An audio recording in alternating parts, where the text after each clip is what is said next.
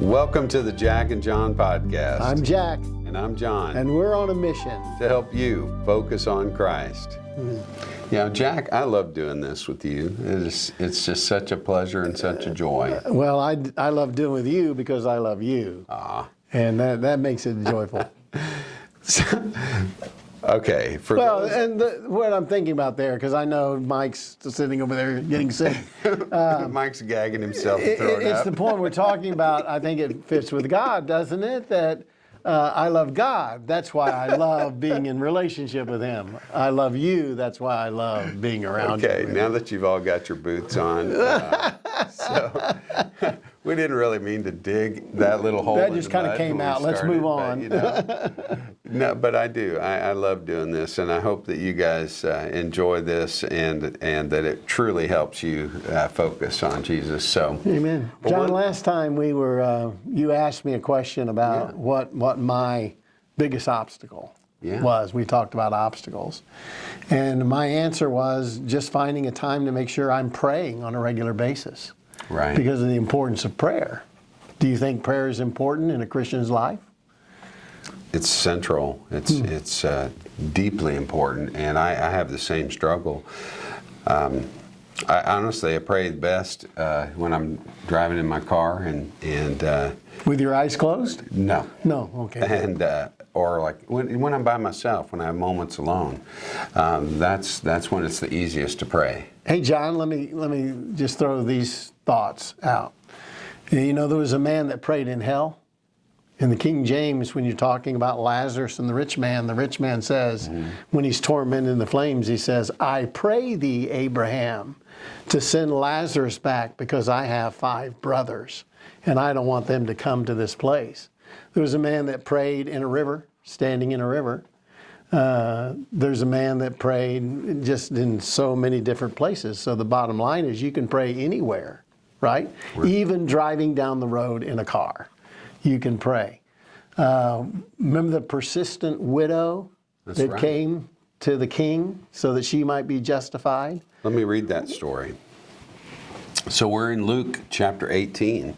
I'm just going to read this, and I'm reading it from the New Living Translation just because it's more fun. Yeah, understandable. And you'll understand when I get to the phrase that makes it more fun. One day, Jesus told his disciples a story to show that they should always pray and never give up. There you go. There was a judge in a certain city, he said, who neither feared God nor cared about people. Not the guy you want for judge, right? Mm-hmm. A widow of that city came to him repeatedly, saying, give me justice in this dispute with my enemy. The judge ignored her for a while, but finally he said to himself, I don't fear God or care about people, but this woman is driving me crazy. I'm going to see that she gets justice because she is wearing me out with her constant requests. And Mike pointed out to us that phrase wearing me out in the Greek is equivalent to saying she's beating me black and blue. So then the Lord said, learn a lesson from this unjust judge. Even he rendered a just decision in the end. So don't you think God will surely give justice to his chosen people who cry out to him day and night? Will he keep putting them off? I tell you, he will grant justice to them quickly. But when the Son of Man returns, how many will he find on the earth who have faith? So John, who is prayer for? Is it for God to understand and to know my problems and my needs? Or does he already understand my problems and needs? Or is it for me to show him my faithfulness and my understanding that I trust in him? The persistent widow, what a great story. She just came every day bringing her problem, wanting justice for her dispute every day. Does God want us to go to him every day? And if he doesn't meet our specific need, what does that mean? Does it mean that we're asking the right thing? But I think the issue of the parable is he wants his children to depend upon him. And he wants us to go to him. And he wants us to talk to him. And he wants us to pray and be persistent. for sure. Oh, I agree. The persistence is important, not in the sense of saying the same things over and over again to God. Not repetition, No, like there's- vain repetitions. There's but a passage where Jesus says, that the pagans, when they pray to their idols or others, when they pray, they babble, or they'll say the same thing over and over again, like God couldn't hear it the first time, sort of thing. That's not what he means by persistence in prayer. He means a diligence with prayer. And to me, the real thing with prayer is, just like our podcast trying to get people to focus on Jesus, the idea of prayer is to take that focus off of myself, because we tend to, like we talked about the shopping list, give me this, give me that. Exactly. Yeah. That's not what he's talking about. Yeah, and the idea of prayer is to turn the focus to God. And we talked about this when we did the Lord's Prayer. At the very beginning of it is, our Father who art in heaven, hallowed be thy name. Our focus is on God, His holiness, His devotion to us, His love for us. Give us today our daily bread, which is essentially, to the disciples, this is a reminder to the wandering in the wilderness, and the manna, which is the bread of life, which Jesus says is Himself. I am the bread of life. So when we pray, we're talking to God, we're calling Him, we're in His presence, and we're feasting on Him, because He is our daily bread. Yeah, I think that God likes to hear us repeat praises to Him. In the book of Revelation, chapter 4, we see a glimpse into the throne room of God, and there are angels and cherubim and seraphim that are saying, "Holy, holy, holy is the Lord God Almighty, who was and is to come," repeatedly for eternity. To each other. And I think that God loves to hear those kinds of praises. That's not God's problem. That's our problem when we say, well, that song is so repetitious. Does God get tired of hearing us cry out our praise to Him?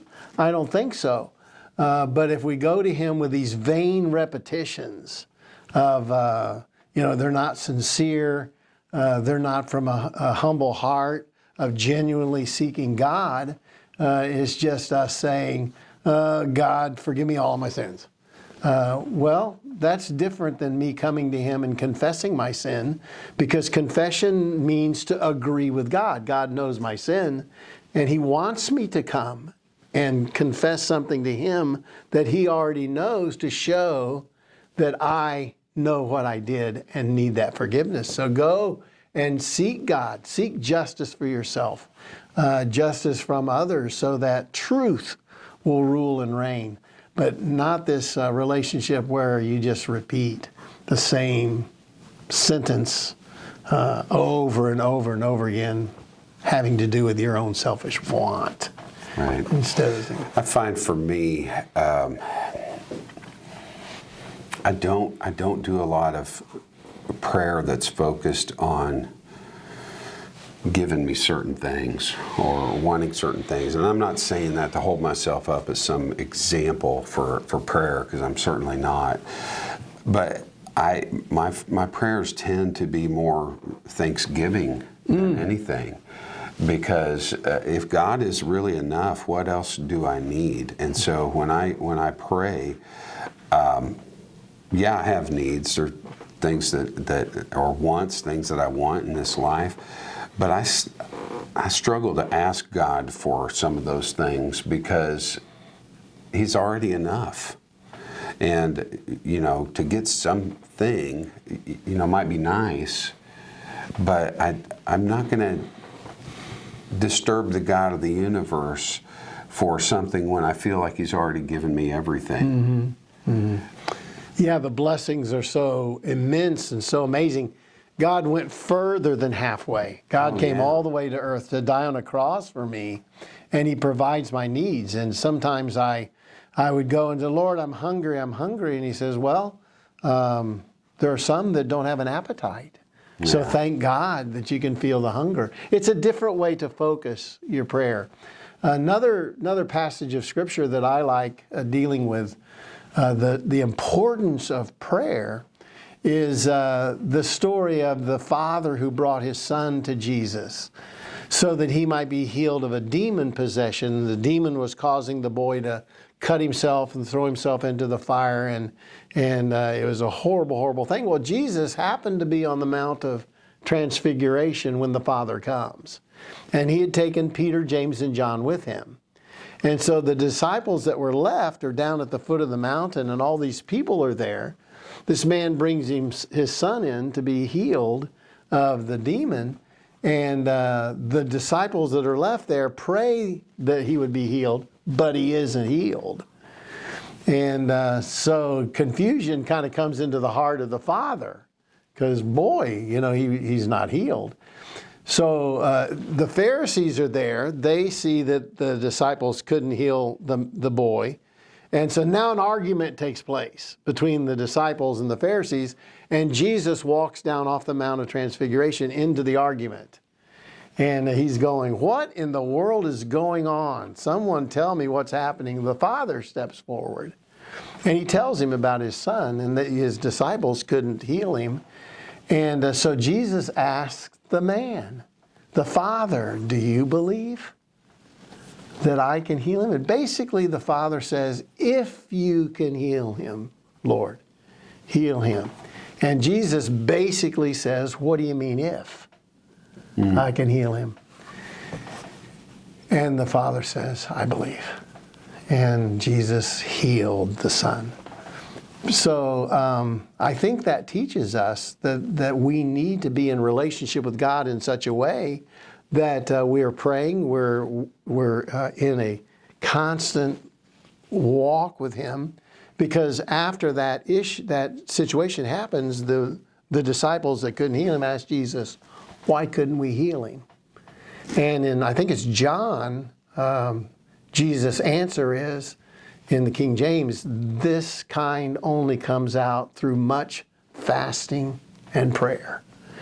And so once again, Jesus teaches the importance of persistent, continual, sincere, and genuine prayer, that God would hear and answer our prayer, because we're going to ask according to His will. And that's very important, that we ask according to His will. The Bible says, if it be your will, Father, then heal this person, if it be your will, rather than going into a situation where, what should I pray here?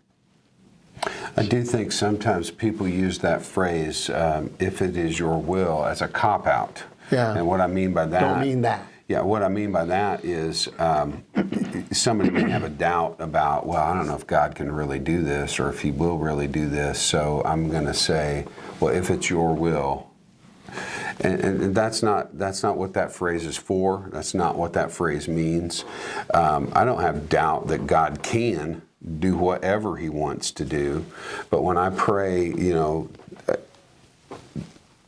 if it's your will, didn't Jesus pray that? Right. I'm praying it from the standpoint that this isn't about what I want, because God knows better.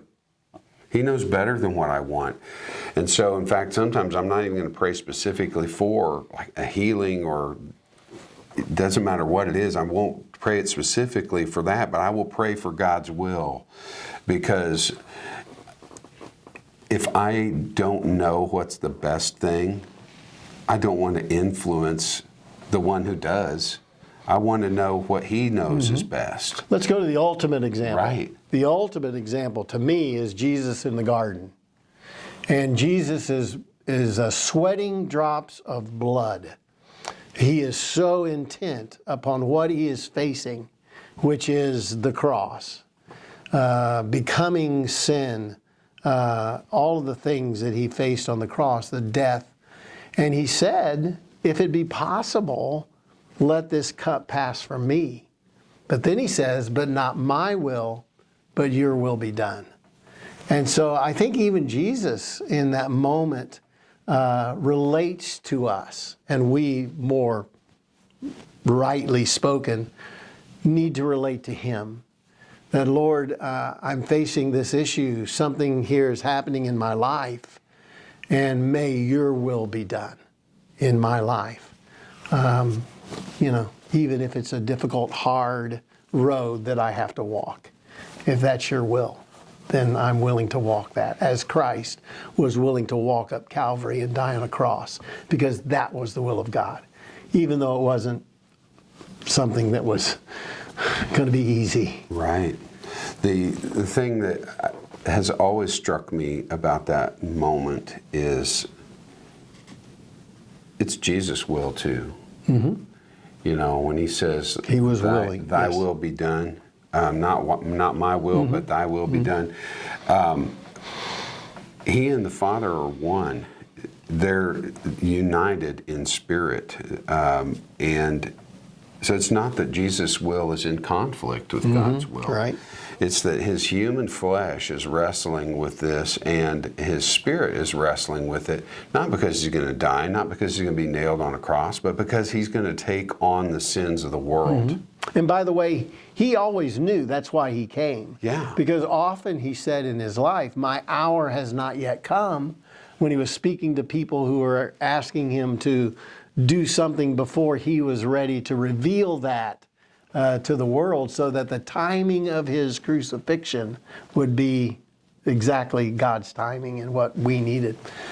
So that's just the sovereignty of God.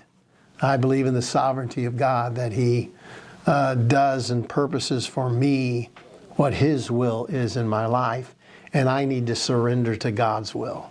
Not my will, God, but yours be done. And I would say very, very openly and honestly, Lord, if you don't want me to do this podcast anymore, I'm willing to not do that. If you don't want me to sing anymore, then you can have that. If you want to call me today to my home in heaven, then you do that. Your will be done. I want my will to be your will, whatever that is. Please don't call Jack today. No, I want God's will too, but we were talking about this very thing. When God doesn't answer a prayer, like for healing, or he doesn't answer it the way that we want him to, what does that really mean, or who does that impact? If God took Jack today, that'd be the best thing in the world that could happen to Jack. That would be the best thing. That is the ultimate miracle. That is the ultimate healing, okay? But where does that leave us?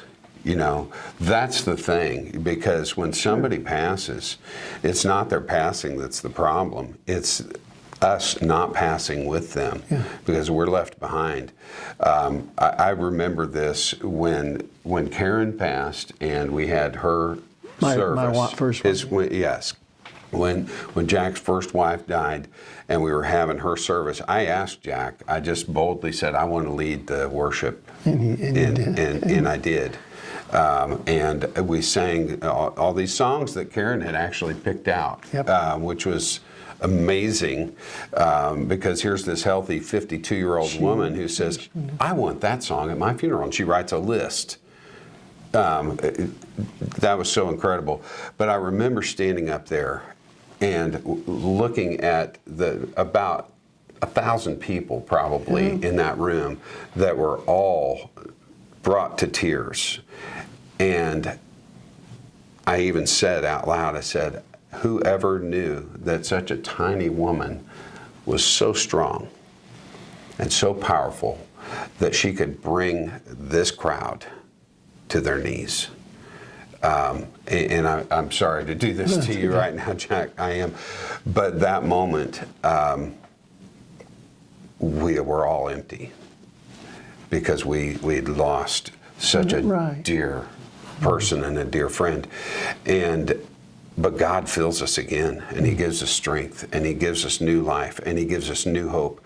And when that final moment does come, and my brother is in heaven, he's going to be reunited with Karen. He's going to be united with Annie. That's right. Melinda's mother, and with your mom and dad, and with all of the saints, and most of all, he's going to be united with Christ. Amen.